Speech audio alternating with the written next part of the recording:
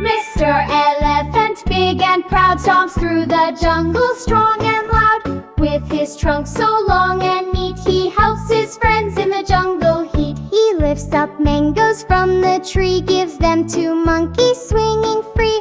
"Thank you, sir," the monkey said, and placed a crown upon his head. He splashes water on the bear, cooling him with jungle care. "Ah, that's nice," said the sleepy bear. "Your trunk's the best beyond compare." He saves a bird stuck in the vines, untangles her with careful lines. She sings a tune so sweet and light. "Mr. Elephant, you're just right." So every day through trees and shade, he leads the trunk parade. Trumpet sounds and happy cheers. Mr. Elephant